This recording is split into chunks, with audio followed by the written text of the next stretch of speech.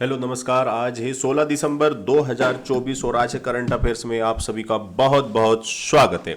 देखो, अभी क्या हुआ है कि एक क्वेश्चन बन रहा है यहाँ से बहुत कर्रा वाला कि टाइम मैगजीन द्वारा किसे पर्सन ऑफ द ईयर 2024 चुना गया है। तो आपके पास चार ऑप्शन है और यहाँ पर फोटो आना चाहिए किसी का, बट फोटो नहीं है। चलो देखते हैं किसका फोटो होगा यहाँ पर।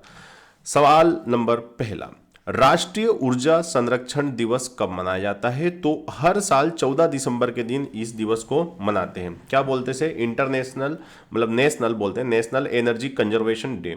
मतलब हमें एनर्जी को सेव करना है ना, ज़्यादा ज़्यादा हो। इससे क्या हो कि हमारी एनवायरनमेंट ठीक ठाक रहे, पृथ्वी को ज़्यादा नुकसान ना पहुंचे। तो इसके लिए तुम्हें क्या करना चाहिए? तो बोले सर हमें क्या करना चाहिए? देखो, जहां जितना हो जाए, जैसे बिजली बिजली की बचत करो भाई साहब, कहाँ भी अननेसेसरी बिजली का इस्तेमाल नहीं करना है। अननेसेसरी हमें फ्यूल का इस्तेमाल नहीं करना है ना। कहीं पर जितना हो सके पैदल चलने की कोशिश करो जिससे फ्यूल कम से कम यूज हो, और ऐसे सारे एक्टिविटी करो जिससे एनवायरनमेंट को कम से कम नुकसान हो, जिससे कि क्या हो, एनर्जी भी सेव रहे। एनर्जी बचा के रखो भाई साहब, सीधी सी बातें। तो इसलिए लोगों को जागरूक करने के लिए यह दिवस मनाया जाता है। हाल ही में दृष्टिहीनों के लिए, जो ब्लाइंड होते हैं पीपल, उनके लिए 23वीं राष्ट्रीय एथलेटिक्स चैंपियनशिप 2024 का आयोजन कहाँ किया गया है? और इसका सही जवाब है नाडियार नाम की एक जगह है, नाडियाड करके, जो कि गुजरात में है। वहां पर इसका आयोजन किया गया था। ठीक है ना। चलिए, तो ये जो चैंपियनशिप थी ना, ये किसके लिए थी? फॉर द ब्लाइंड, है ना। ब्लाइंड बोले तो दृष्टिहीन लोगों का ये पूरा का पूरा टूर्नामेंट था। हाल ही में किस देश के राष्ट्रपति को महाभियोग के द्वारा हटाया गया है? और इसका सही जवाब है साउथ कोरिया।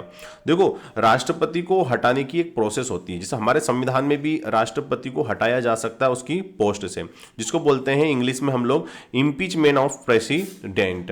देखो, इम्पीचमेंट ऑफ प्रेसिडेंट में क्या होता है, जैसे कि आपको देखो, राष्ट्रपति जो होता है, हमारे संविधान में बहुत सारे आर्टिकल होते हैं। जैसे अगर आपसे मैं बोलूं कि हमारे संविधान में ना एक लाइन याद कर लो तो तुम्हें कल्याण हो जाएगा। जैसे बोलते हैं हम, पकानी को का दुयो दशम। अगर ये लाइन आपको याद है जीवन में, तो आपको राष्ट्रपति के बहुत सारे आर्टिकल पता हो जाएंगे। जैसे हमारे संविधान में आर्टिकल नंबर 52 जो होता है ना, 52, आर्टिकल नंबर 53, फिर ये 54 हो जाएगा, यहाँ पर ये 55, ये 56, 57, 58, 59, 60 और 61। मैं फटाफट समझाने की कोशिश करता हूँ, अगर जितना हो जाए उतना देख लीजिएगा। देखिए, राष्ट्रपति का जो पद होता है, पद, पोस्ट ऑफ प्रेसिडेंट, वो पद के बारे में बताया गया आर्टिकल नंबर 52 में। फिर राष्ट्रपति जो होता है ना, कार्यपालिका, कार्यपालिका का मतलब होता है सरकार। तो सरकार का प्रमुख कौन होता है? तो वो राष्ट्रपति होता है। और आर्टिकल नंबर 53 भी यही कहता है कि राष्ट्रपति जो होता है कार्यपालिका का क्या होता है? प्रधान होता है। नी से बना लोगे आप निर्वाचक मंडल, अर्थात राष्ट्रपति के चुनाव में कौन कौन भाग लेते हैं। आपकी जानकारी के लिए बता दूं मैं, सारे एमपी और सारे एमएलए। एमएलए कौन कौन से हो जाएंगे? राज्यों के एमएलए हो जाएंगे, है ना, और यूटी के भी एमएलए। और एमपी भी दो प्रकार के होते हैं, पता ना आपको, राज्यसभा के होते हैं और लोकसभा के। और सभी कौन सी? इलेक्टेड। इलेक्टेड मतलब जिनका चुनाव हुआ है, इलेक्टेड मेंबर ही राष्ट्रपति के चुनाव में वोट डालते हैं। कोटा, कोटा थोड़ा सा क्या रहता है कि राष्ट्रपति का चुनाव जो होता है वो आनुपातिक प्रतिनिधित्व प्रणाली तथा एक होता है एकल संक्रमणीय मत प्रणाली, दो प्रकार के सिस्टम से इसका चुनाव करवाया जाता है। आर्टिकल नंबर 55 कहता है। आर्टिकल नंबर 56 क्या कहता है मालूम आपको? कि राष्ट्रपति का कार्यकाल, और राष्ट्रपति का कार्यकाल कितना होता है? 5 साल। बट इससे पहले भी वो उपराष्ट्रपति को अपना इस्तीफा सौंप सकता है। आर्टिकल नंबर 57 ये कहता है, क्या कोई व्यक्ति दोबारा राष्ट्रपति बन सकता है? यस। भारत में ऐसा कोई प्रावधान नहीं है कि कितनी बार आप राष्ट्रपति बन सकते हो। बट अमेरिका में क्या होता है, कोई भी व्यक्ति सिर्फ अमेरिका में 2 बार ही राष्ट्रपति बन सकता है। हमारे देश के राजेंद्र प्रसाद जी जो थे 2 बार राष्ट्रपति बने थे। राष्ट्रपति के लिए क्या होनी चाहिए? योग्यता। देखो, राष्ट्रपति की योग्यता के बारे में कौन सा आर्टिकल में लिखा? संविधान के 58। अगर मैं एक योग्यता की बात करूं तो कम से कम किसी भी व्यक्ति को क्या होना चाहिए? 35 साल का या 35 साल से अधिक का व्यक्ति ही चुनाव लड़ सकता है। दशाएं, शपथ, शपथ मतलब जो राष्ट्रपति को वेतन वगैरह, भत्ते वगैरह सब मिलते हैं ना, कंडीशन, मतलब राष्ट्रपति की हमारी कुछ कंडीशन है, अगर आप इस पे खरे उतरते हो तो आप राष्ट्रपति बन सकते हो। राष्ट्रपति शपथ लेता है। आर्टिकल नंबर 60 में राष्ट्रपति को शपथ दिलवाई जाती है चीफ जस्टिस ऑफ इंडिया के द्वारा। और ये जो आर्टिकल है हमारा कौन सा भाई साहब? माँ का मतलब होता है महाभियोग। जब राष्ट्रपति क्या करता है भाई साहब, अटेरा चलता है। राष्ट्रपति अटेरा चलना मतलब राष्ट्रपति ने कर लिया है अतिक्रमण। किस चीज का अतिक्रमण? संविधान का। देखो जब कोई व्यक्ति अटेरा चलता है, अटेरा चलना मतलब कि वो थोड़ा सा लाइन से हटके चल रहा है। तो जैसे राष्ट्रपति के बारे में संविधान में बहुत सारी बातें लिखी हैं, अब राष्ट्रपति अगर उन बातों का पालन नहीं करता है तो उसको बोलते हैं कि वो संविधान का अतिक्रमण कर रहा है। तो हम राष्ट्रपति पर महाभियोग लगाया जा सकता है। ये महाभियोग की कार्यवाही आप लोकसभा, राज्यसभा कहीं भी कर सकते हो। अगर लोकसभा में कार्यवाही है तो राज्यसभा जांच करेगी, और अगर उस जांच में राष्ट्रपति स्वयं भी आ सकता है या किसी अपने एक व्यक्ति को भेज सकता है। अगर ये पाया जाता है कि राष्ट्रपति ने जो भी संविधान का जो आरोप लगे हैं वो सही हैं, तो राष्ट्रपति को फिर इस्तीफा देना पड़ता है। बट भारत में अभी तक किसी भी व्यक्ति के ऊपर महाभियोग, मतलब किसी भी राष्ट्रपति पर महाभियोग नहीं लगाया गया है। बट साउथ कोरिया के राष्ट्रपति को जो महाभियोग की प्रोसेस के द्वारा हटाया गया है। तो ये याद रखना, पकानी कोका दुयोदशम, ठीक है, पॉलिटी का एक पार्ट होता है। भाग 5 में ये सब बातें पढ़ने को मिलती हैं हमको। चौथा सवाल देखते हैं, टाइम मैगजीन द्वारा किसे पर्सन ऑफ द ईयर 2024 से सम्मानित किया गया है? फोटो देख ही रहे हो आप। He is the 47th president of United state of America. 47 president हैं यूनाइटेड स्टेट ऑफ अमेरिका के, जिनका नाम क्या है? डोनाल्ड ट्रम्प है, याद कीजिएगा। तो सही जवाब क्या जाएगा इसका? डोनाल्ड ट्रम्प हो जाएगा। चलिए पांचवा सवाल, हाल ही में विश्व प्रसिद्ध सूरज कुंड मेले का आयोजन कहाँ किया गया है? देखो ये भैया, ये जो मेला है ना, ये हरियाणा का बहुत फेमस मेला है।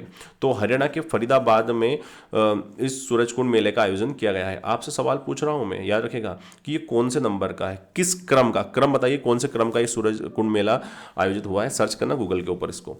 हाल ही में किसने मुख्य सचिवों के चौथे राष्ट्रीय सम्मेलन की अध्यक्षता की है? जितने भी चीफ होते हैं ना, मुख्य सचिव क्या होते हैं? जैसे मतलब एक बात बताऊं आपको मैं, जैसे जीवन में आप आईएएस बन जाओ भाई साहब, और एक स्टेट में सबसे बड़ा, एक आईएएस के लिए सबसे बड़ा पोस्ट क्या हो सकता है स्टेट में? कि वो यार वो एक दिन वो चीफ सेक्रेटरी बन जाए, मुख्य सचिव बन जाए उस राज्य का। क्योंकि देखो सीधी सी बात होती है, सीएम के साथ डायरेक्ट उठना बैठना होता है, फिर आपका डायरेक्ट सीधे मुख्य सचिव। जितने भी सेक्रेटरी होते हैं ना, जितने भी आईएएस आईपीएस आईएएस वगैरह होते हैं स्टेट के, वो सब आपके अंडर में काम करते हैं। तो ऐसे ही सारे राज्यों के मुख्य सचिवों का एक सम्मेलन हुआ था, जिसकी अध्यक्षता नरेंद्र मोदी के द्वारा दिल्ली में की गई थी। तो दो सवाल बनेंगे, चौथे राष्ट्रीय सम्मेलन कहां हुआ था? तो न्यू दिल्ली में हुआ है। एक तो ये जवाब देना है आपको। दूसरा, इसकी अध्यक्षता किसने की थी?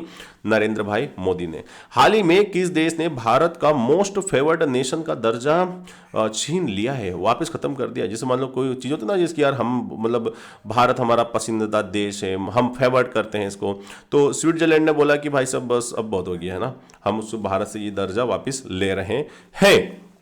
चलिए आठवां सवाल देख लें इस बात पर। हाल ही में एशिया का पहला जियो साइंस म्यूजियम है, वो भी एशिया का भाई साहब, वो भी हमारे मध्य प्रदेश में, मतलब हमारे मध्य प्रदेश में एमपी में है ग्वालियर, और ग्वालियर में है एशिया का पहला जियो साइंस म्यूजियम, जिसको अनावरण करा था, अभी आए थे इसके लिए हमारे उपराष्ट्रपति जगदीप धनखड़ सर आए थे, और इन्होंने इसको शुरू किया है ग्वालियर में। एशिया का पहला जियो साइंस म्यूजियम ग्वालियर में है भाई साहब। चलिए आज का 9वां सवाल देखते हैं। हाल ही में 3 दिवसीय विश्व हिंदू आर्थिक मंच का आयोजन कहां किया गया है? और इसका सही जवाब है मुंबई में इसका आयोजन किया गया है। विश्व हिंदू आर्थिक मंच का सम्मेलन हुआ था। ठीक है, आज का लास्ट सवाल, हाल ही में फोर्ब्स की 100 सबसे ताकतवर महिलाओं की सूची में कितनी भारतीय महिलाओं को शामिल किया गया है? तो लिस्ट में डाउन हो गया है। पिछली बार 4 महिलाएं थी, इस बार घटकर महिलाओं की संख्या कितनी हो गई है? 3 हो गई भाई साहब। सबसे पावरफुल महिला भारत की, अरे हमारी निर्मला ताई भाई साहब, पैसा तुम्हारी जेब से पूरा निकाल लेगी ये। ठीक है, निर्मला सीतारमण भारत की वित्त मंत्री है, भूलना मत इस बात को। ठीक है, अब देखो, अब जो दूसरी महिला है, शायद आपने देखा नहीं होगा इनको, है ना, बहुत खूबसूरत सी जो महिला आप देख रहे हो ना, शिव नडार की बेटी है ये। देखो ये तो निर्मला लिखने की जरूरत नहीं ना, इनका नाम है रोशनी नडार, शिव नडार की बेटी है ये। अब इनका संबंध किससे है? HCL एक कंपनी होगी। आपने कभी भी कोई सा भी लैपटॉप वगैरह, या मैं यूं कहूं कि कोई सा भी आपने मॉनिटर वगैरह HCL का जरूर देखा होगा लाइफ में एक बार, तो यही है वो, याद रखेगा। और किरण मजूमदार, ठीक है ना, किरण मजूमदार जो हैं, ये कौन है?